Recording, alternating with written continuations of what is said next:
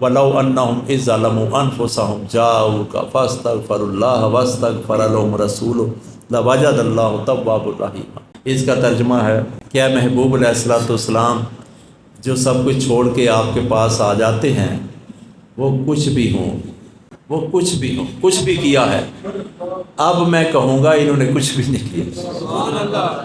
महबूब जो आपके पास तो आ गया, बस बात ख़त्म।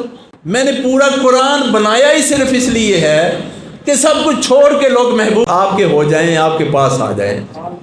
ए महबूब अलैहिस्सलाम, वलौ अन्नहुम इज़ ज़लमू, कोई जुल्म करके अपने ऊपर, यानी वो ज़ालिमों में हो जाए, जुल्म कर ले, अब उसके ऊपर जहन्नम वाजिब हो जाए, उसके तराजू में गुनाह ही गुनाह हो, लेकिन महबूब अलैहिस्सलाम आपके दर की तरफ रुख कर ले, आपकी दहलीज पे पहुंच जाए, और महबूब अब उसने कुछ नहीं किया, अब वो ज़ालिमों में नहीं है।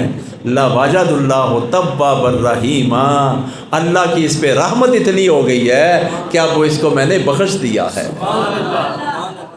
पूछने वाला पूछता है कि अल्लाह, जो भी आका अलैहिस्सलाम के पास आ गया उसका हिसाब नहीं लेना। फरमाया, कोई मेरे महबूब की बारगाह में प्यार और मोहब्बत और अदब के साथ आके तो देखे, मेरी रहमत उसके ऊपर बरसती है जो मेरे महबूब अलैहिस्सलाम को महबूब रखता है। अल्लाह तबारक व तआला हमें समझ की, अमल की तौफीक अता फरमाए।